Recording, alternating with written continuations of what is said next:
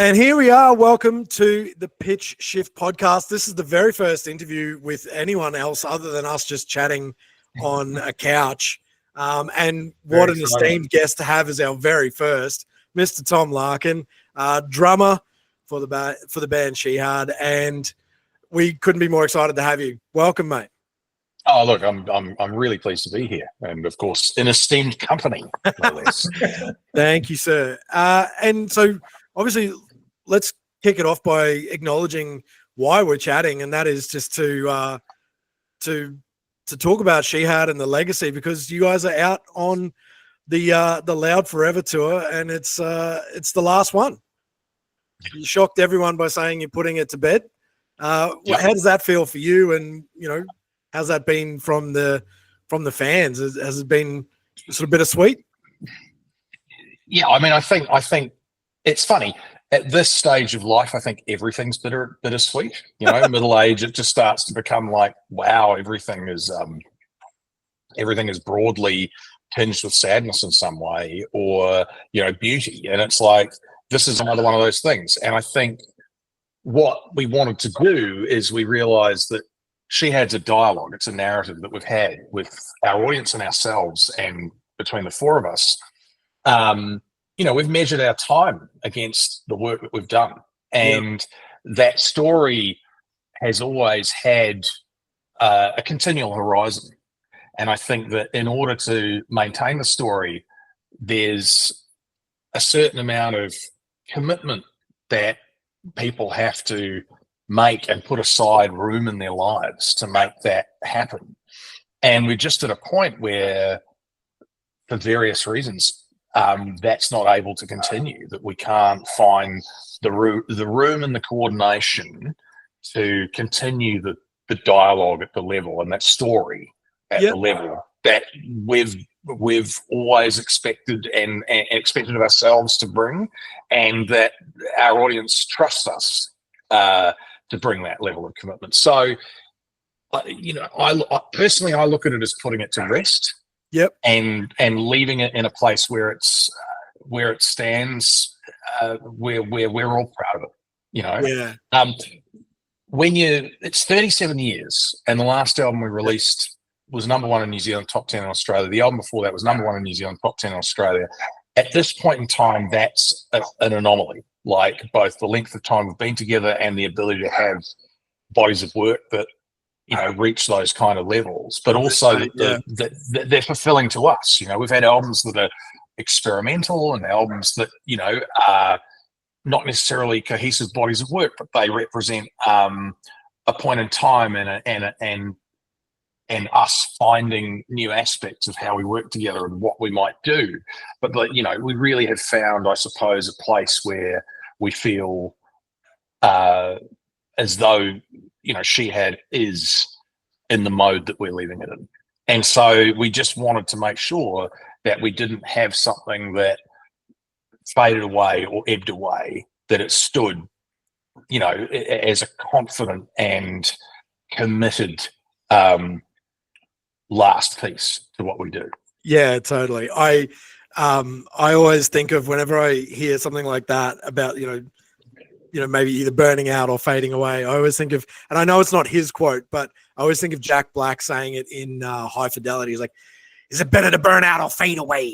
And I suppose this is the middle option. It's because it's like, no, we don't, burning out is tragic. And I think musicians and creatives en masse have suffered greatly at the altar of that kind of mentality and that expectation, both from the audience and of themselves. I think that that's actually a tragic outcome, that philosophy. And this is not about fading away. It's not about burning out. It's about leaving something strong and that contains, our intent and represents it fully. And we're not going to diminish it. A solid body of work. Like, there's a lot of bands, I think, that they keep going because that's their job. That's their working band. They keep going forever. But like, if you get to choose the terms you go out on, that's way more powerful than fade out or burn away. Burn out. Exactly. You know what I say. Yeah. The silly options. So, mate, being that you've got such a long history, 1988 you started, 37 years playing in the industry. You're also an industry worker yourself, and you've produced records, you've been an engineer on records, you've managed bands, you've booked bands, you've done all sorts of roles in the industry. And I know that you're the kind of person that loves to analyze the industry and loves to predict what's coming and look at what trends have come and gone and look at what's coming into the future. So just on the philosophy of this podcast is looking at recommending new music to people that may have stepped away from that search for new music. And part of it is a theory that was related to me by a manager in the United States, and was around this idea of the lanes theory. And it roughly is about that in zeitgeist, in popular culture, that there are generally accepted, bands or concepts that hold up, that in the zeitgeist, they hold that lane, whatever that is. So a particular archetype or like a style or something like that. So like a pop artist, Pink is a really good example. She's the alt sort of, circus, that's her lane in pop. But then someone like Beyonce holds a different lane completely. And like the pop artists are a really good example of that. So I also have another one that I like to cling to, and it's not necessarily a genre, but it's more about like bands that could play the rugby league grand final. So it's sort of like for the longest time, and they're generally pretty palatable, soft rock, adult contemporary type bands. So my theory is that has kind of gone, Crowded House, Powderfinger, Birds of Tokyo, and Gang of Youths they bid for it for a hot second, but they never took the crown, is my theory. And I put it to you that, someone like a Lime Cordiale is the next in line for that throne. So that's kind of the lanes theory in a little bit. And I'd love to get your thoughts on it. And if you think that kind of rings true, and also who do you think is coming for the Shihad lane now that you're putting the band down? Okay, interesting. I would say I have philosophy that reflects the lane theory, but I look at it differently. And it's funny, Yep. This is a lane, it's closed off, it's singular, and it's linear. And I look at it as a cultural conversation. And you got to imagine a kitchen table. And, you have a kitchen table within any kind of territory or group, and then you have a kitchen table within a country, you have a kitchen table within the world. And like any kind of philosophical debate or parliamentary debate or any kind of debate, you will have people who speak at that table, and what they say resonates but is an outcome of the continual conversation, right? They're speaking to what's being spoken about. And you'll have people at the table who always have something to say that works, or you have someone in the conversation who says the right thing at the right time, but that was that moment, and it was that gap between realization or insight or, something like that, where they dropped what they had to say, and then that was what they were known for at the time. So I think that, to me, that there's artists who are at the table the whole time, and they speak to a kind of like a more timeless, a timeless truth to a certain extent. What they have to say always stands up. And then you have other artists who come in and they are of the moment, they're of the time. They relate to the conversation as to where it's at, and they say the perfect thing to move the conversation forward. And that to me is how I see, and I suppose I see it more in terms of a cultural dialogue. That to me is very much the thing, Yep. right? And in terms of who would take Shihad's place? One of the funny things about this is that, of course, that when you leave physically, your conversation perhaps stays somewhat because it is music. Yeah. But I think, philosophically, if I was to look back at New Zealand, where we came from, and a band that exists with a determination and wants to kind of make a mark on the world and bring something to it, I think that, to me, in rock music, really it would be Alien Weaponry out of New Zealand. Yeah. I'll hold that, that they're doing, and they're remarkable, and they are something that I don't think, when we started the band, both socially or culturally or musically, you could have thought that it might have come into existence the way it has, but at the same time, that it was an idea that I suppose as things move through time, that the idea that something like that might come out of New Zealand, is really powerful. So to me, I probably, in many ways would regard them as, in terms of, guitars, drums, and bass, not necessarily aimed at the grand final closing ceremony, being the kind of the next iteration, Yeah, I'll never forget you told me about them the first time, and you were just absolutely blowing bubbles about them, and they were 15 at the time. Yeah, you're like, they are gonna take over the world. They are 15, and already I see it. Yeah. So, and I mean, that was 10 years ago. And look, there is they've just released a new single, and it's fantastic. It's actually produced by someone we met when we were working on Love Is the New Hate, and he was actually in Canada at the time, very young at the time, this guy Josh Wilbur, and he was mixing something else. Met him quickly. Now he's the producer on this latest album, and he's done the whole thing. It sounds magnificent.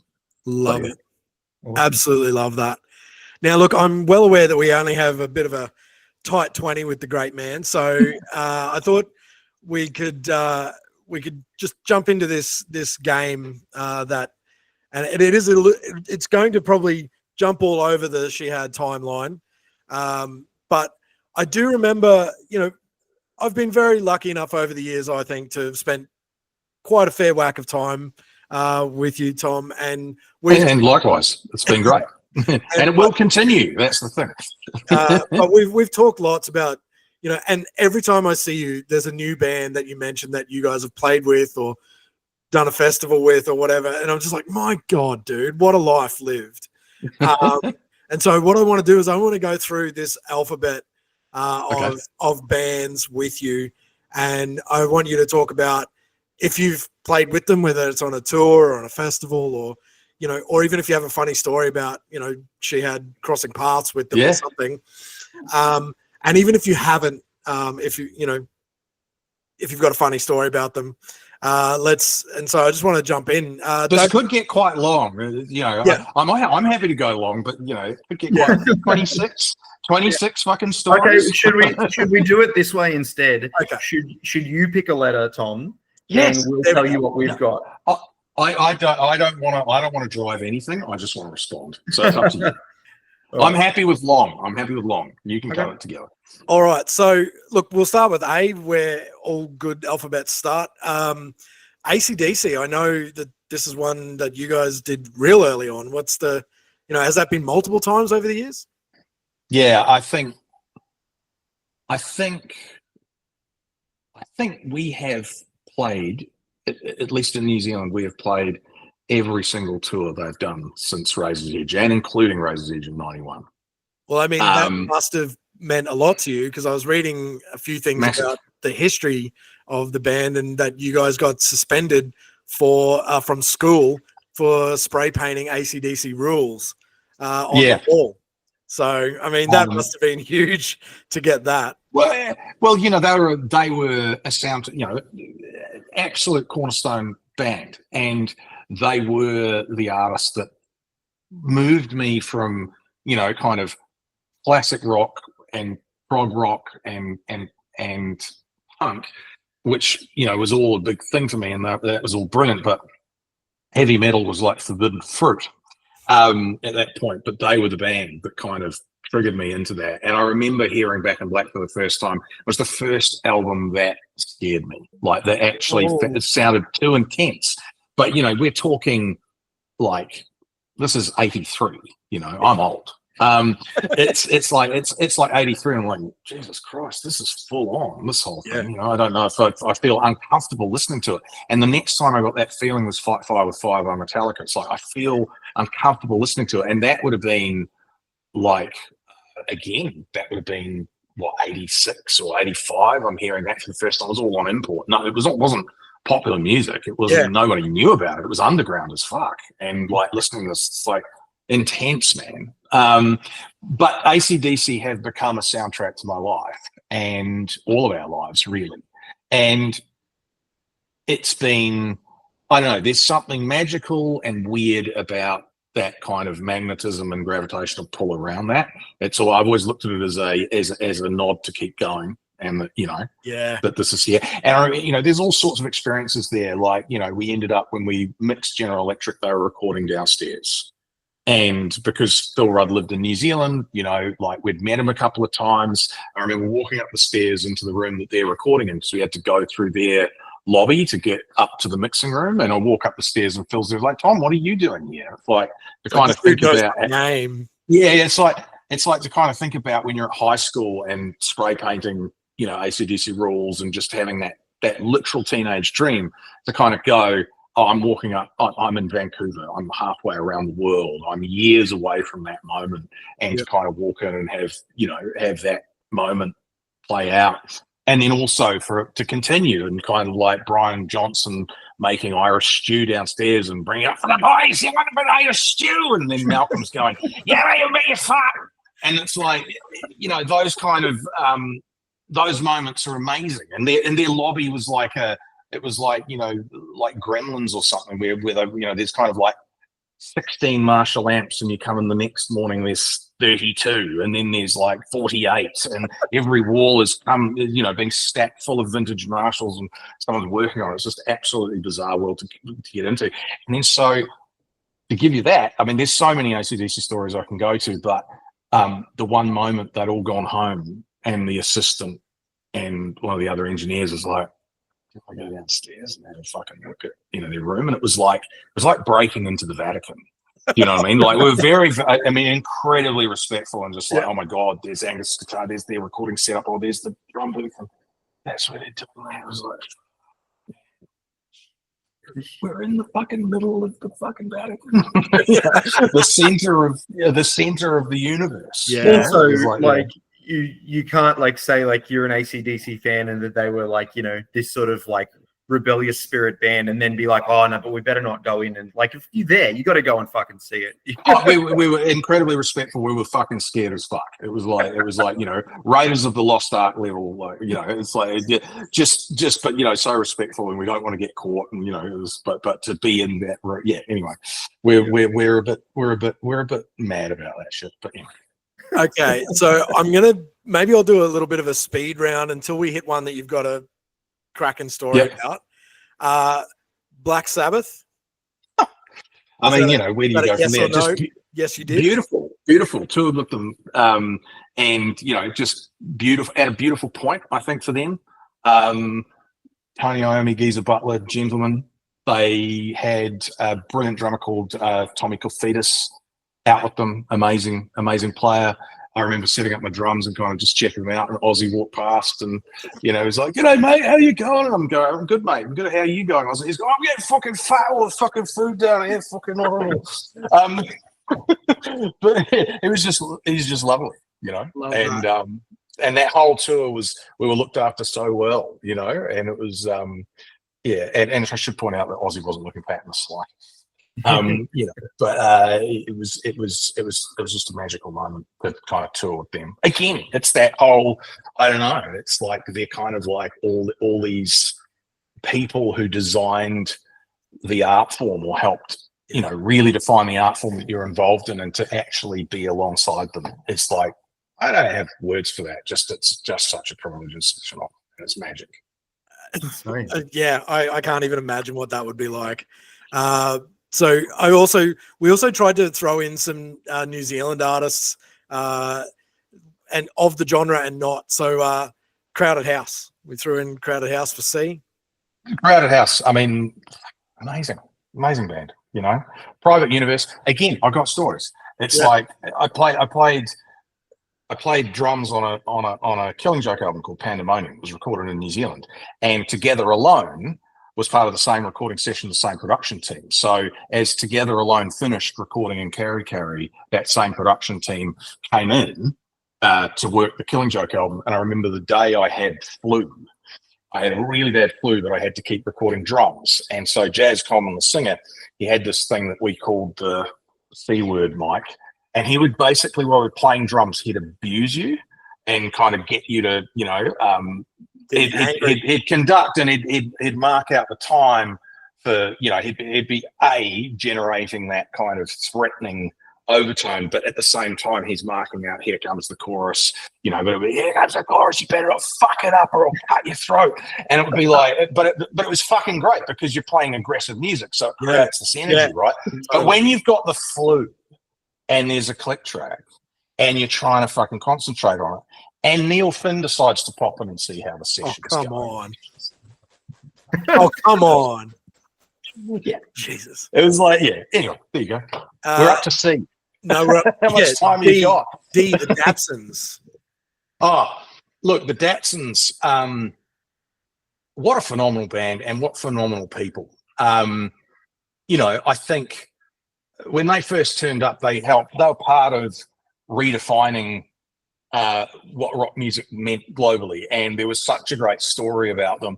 And I think that, you know, at that point in our career, we were, you know, we'd done our name change, and it was a very awkward time for us, you know. And I think that there was this, you know, looked at the Datsuns and looked how committed they were to what they were on about and their aesthetic. And I think, you know, there was this kind of, I don't know if it was an explicit jealousy at the time, but it's kind of like, oh, we're supposed to be the big international band from this part of the world, and they're fucking killing it because they're fucking amazing and that they had a thing, but we were unmoored, you know.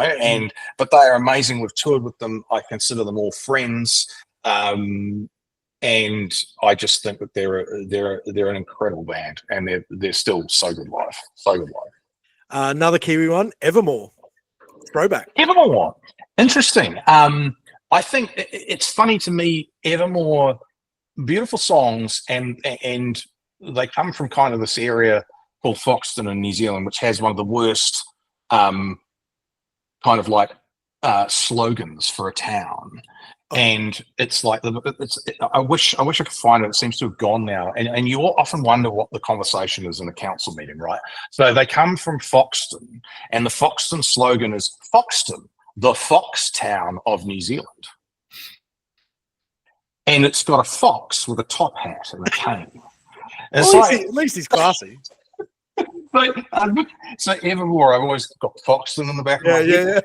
Yeah. They have gone on to just do amazing work, all, you know, individually, like, you know, in production and in video, and they're beautiful, they're great people, and, you know, they wrote some amazing songs. Amazing. All right, let's speed round a few of these. Foo Fighters, Garbage, Hole, Iron Maiden. Got stories for all of it. Possibly the least would be Iron Maiden, although Iron Maiden meant a tremendous amount to me particularly when I was 14. Yep. You know, like they were my favorite band when I was 14. I find that they hadn't aged as well. Like, there's some stuff that I find quite unlistenable, and then there's other stuff that I go, this is amazing. Yeah. But they are also one of those bands that I first, and I'll just be honest, just about feeling let down, because I was so into them, and then when they did Somewhere in Time, and it had synthesizers on it. And I was into all these bands with synthesizers. I had no problem with synthesizers. That wasn't the issue. But they released something, and they'd committed to never having synthesizers, and then released a synthesizer. I They felt walked it ripped back. off, man. I felt ripped off, and of course, actually, a lot of that album's actually really good. Yeah. You know, But it was the and I think disappointment of them walking it back. exactly, Yeah. exactly. And Nico McBrain as a drummer, absolutely cornerstone for me. And I've only seen them live once, and it was in the later years. Wow. But you know, they were played with really them? important. Never played with them. Oh, But everyone else that you just mentioned, yeah, I got played with them, got stories. love that. Some of those stories I can't tell you. Yeah. Does that But could it be there's about good ones. Hole? Funnily enough, yeah. There's stories there I can talk about. Stories I'm not prepared to. But Yeah, let's not it's get you sued. pretty much it. Okay, next round. Jet, Carnival, Lemmy from Motorhead, and Metallica. Okay, this will be a while. So we started with Jet. Yeah. I remember. Surely being there was a played- ton of big day outs and Oh yeah, absolutely. and home makes and stuff like that. You would have played with them. Well, I saw like a show at the Tote in front of like I would say perhaps 40 people, maybe 50, and 10 of them would have been, you know, bandmates or family, and then the other 40 were all industry. Yeah. And you know, it was like I'd actually just gotten back from tour, and I was played. Oh, there's this, you know, this CD, and we're going to go and watch the band tonight, and this is the CD, and heard the CD on the way. I was like, oh, these guys can write songs, and then watch them. And it's like, oh yeah, they can really write songs. Great band. I really enjoyed it. Yeah. I thought they're fantastic. What was next? Carnival. Carnival I heard through Forrester Salad. He was Yeah. working, I was working with Forrester, and he was working with Carnival. And Hoss, the guitarist, was our tour manager during the Pacifier era. And then Long he time was like, tour manager of the Cat Empire too. yeah, exactly. And so Hoss, you know, had his kind of like metal band project. And I remember, you know, our sound guy was very disparaging about Hoss, you know, learning all his, you know, licks and everything like that. And Hoss was kind of belligerent about that back to him, which was actually delightful. But then I heard Carnival, and they were fucking amazing. Like, fucking amazing. Like, brilliant drumming, amazing rhythms, Forrester's production and mix arriving, and Kenny's voice. You know, it was just, that was a moment. Oh, yeah. No, we've played with them at various points. Yeah, absolutely. No, I'm just saying, I just have such respect for Carnival. I think they're a cornerstone act in this part of the world. I think they, you know, again, they got a seat at that table I was talking about earlier, you know, that kind of cultural conversation. They in that space, they really got a seat. Absolutely. Lemmy? You got a Lemmy story? Oh, I've got plenty of Lemmy stories.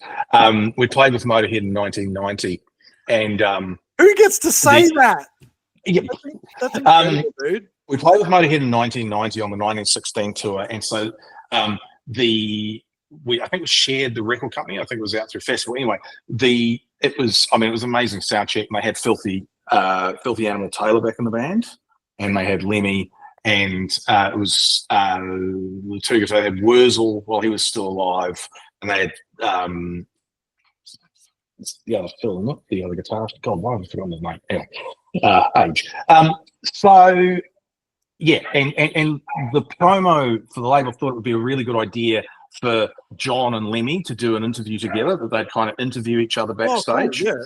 And so there'll be footage out there of this. Wow. And so the TV people came in, and John had to go into their dressing room, and you know, it's super intimidating. Like, this is 1990, like we're like 19, like height of his powers, yeah. And you know, it's fucking Lemmy. And so the journalists, you know, TV interviewers, like journalists, says, you know, calls him Mr. Lemmy, and walks in and goes, hello, Mr. Lemmy, is it great? All right, we've got John here from Shihad. If we could just get your bandmates to get up off the sofa, and John can sit down there, and we'll start talking to you. And it's like, this goes ahead, and Wurzel gets up and, you know, kind of does the thing and sits down. Lemmy's kind of staring straight ahead, and John's all like nervous about it. And then she goes, so Lemmy, how are you? And Lemmy just goes, well, to tell you the fucking truth, not very good at all. How dare you tell my band to get up off the sofa? And just launches into this thing. And you can visibly see John just melting into the sofa, wishing he would just evaporate. And it's like, as he just chews out this interviewer, and then kind of finishes, and John's kind of like filled with adrenaline, and he just taps John on the leg. It's like, don't worry, mate, it's not you. Anyway, and they get on with the interview, and poor John's like nervous the whole time, but it was like, oh man, fucking. That is but wild. They're brilliant, and all of those things. It's like, what did he come on? It's fucking, he comes on stage, and it's like, they did this thing. It was the loudest show I've ever seen. They did this thing where they'd come on stage and they would just use the band's volume off stage, and they'd kind of make this big noise, and then they'd turn the PA on. You wouldn't know. So then there'd be the first snare shot that would just fucking go through you like an earthquake. And it was just like, oh my God, I'm actually got my head stuck in a 747. And it was like, his opening line was, they do this big thing, and he goes, "Hello, Auckland, how are you?" And they're like, and he goes, "I will fix that." Bang, and he smashes it. It's just like, holy shit, unbelievable, man. I think my favorite part of this interview so far has actually just been your incredible impressions. You've ripped a number of them out already, and a lot of them have been really note perfect. So I got a lot of time for that. Thank you. Maybe that's the new thing now that Shihad's coming to a close. Is you've got like an impressionist comic. He's putting together a tight five. Yeah, totally. And you don't need a fucking camera. You just record out. That's how you do it. Look, let's just get some highlights in from the rest. Obviously, let's go with a Metallica, a Pearl Jam. Throw in another New Zealand one, Scribe. And let's talk about Tool as well.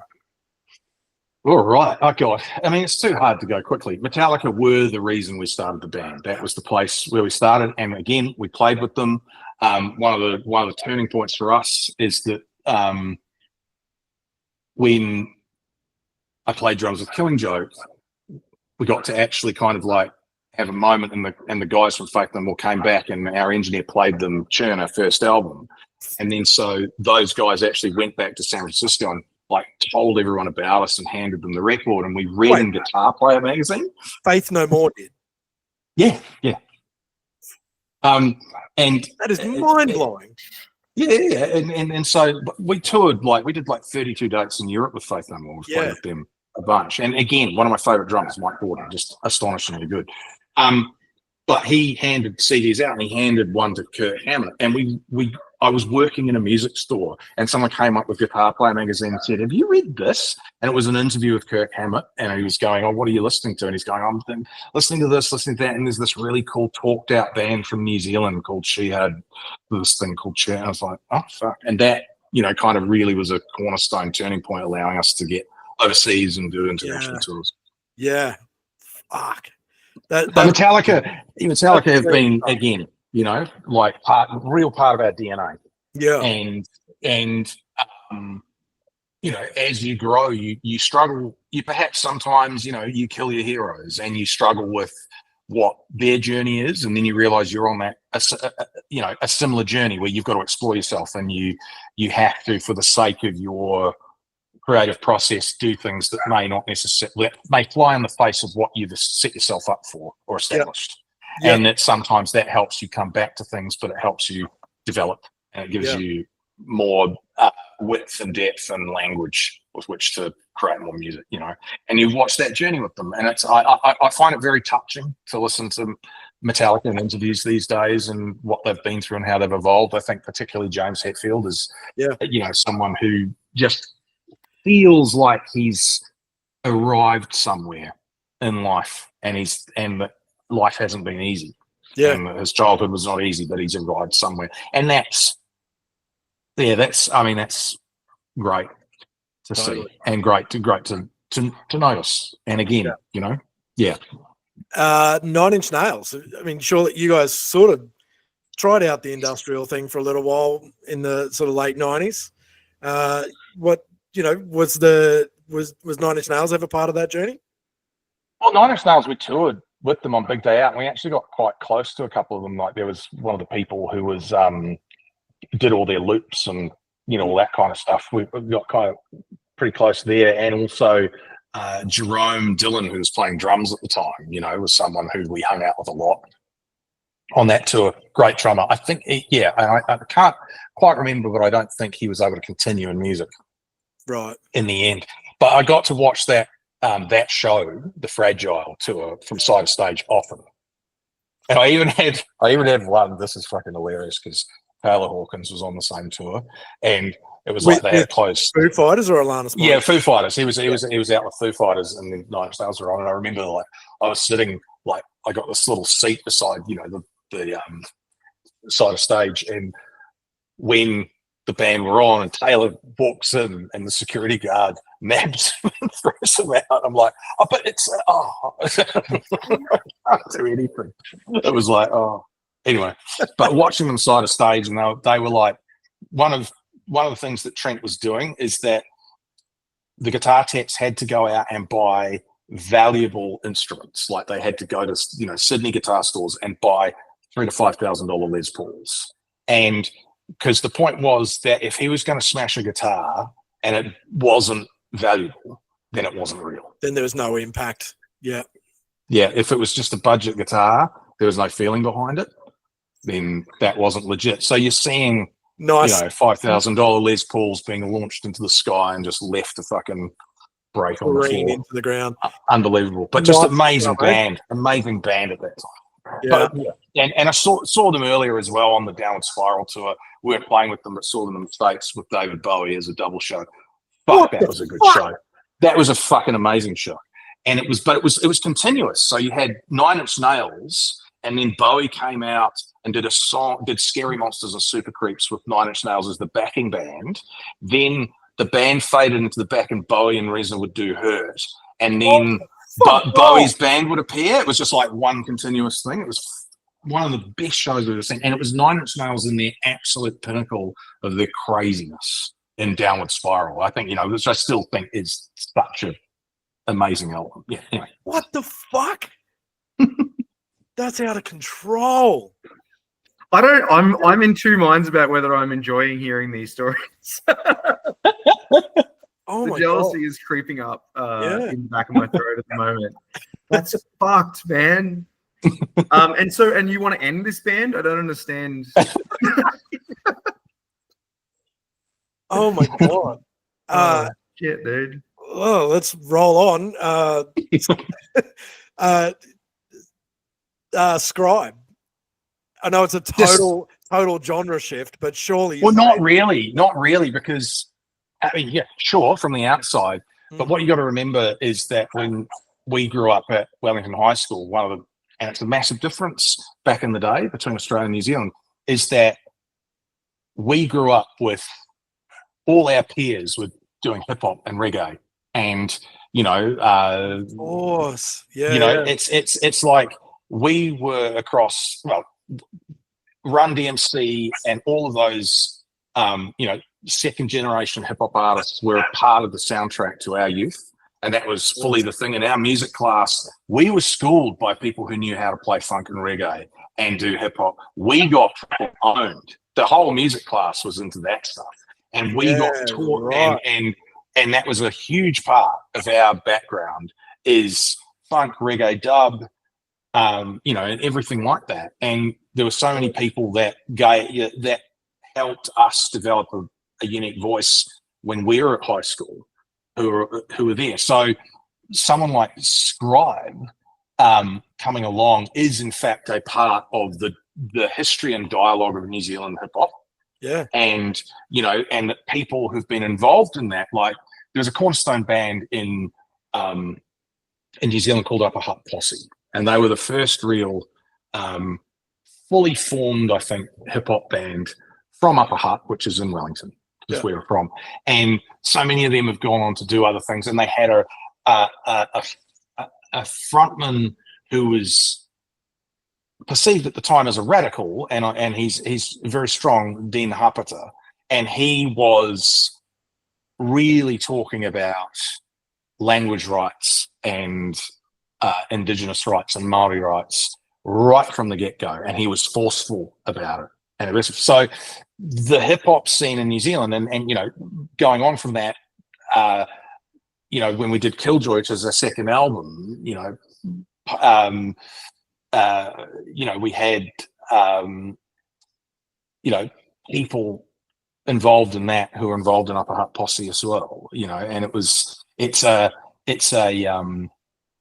it's part of how we all kind of communicate with each other, because Wellington, New Zealand, small, right? So you play shows together, you're out of each other's pockets, you share ideas, and you're coming from completely different worlds. And I remember sitting down and playing Master of Puppets to a lot of that crew, and they were like, this is fucking incredible. And it was like 1986, it was a new release. It's like, check out Battery, and they were just as blown away as I was when they could teach me how to do this, or how slap bass worked, or any of those kind of things. It was how to place the 3 in a reggae beat, and all of that stuff was just part of the soup you lived in.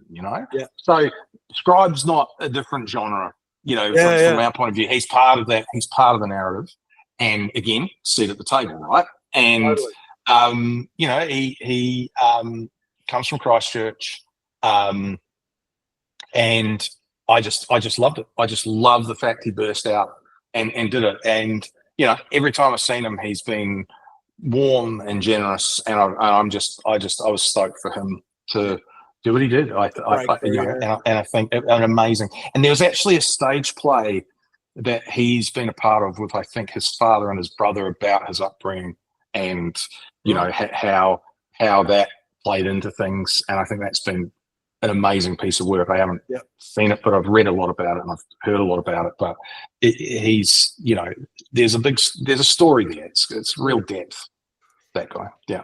And let's end it on Tool, which is probably the be all and end all for a lot of people when it the begins and ends with Tool for at least when you talk to Tool fans. Can you give us not your best Tool story? Because I'm getting fatigued hearing all these awesome stories.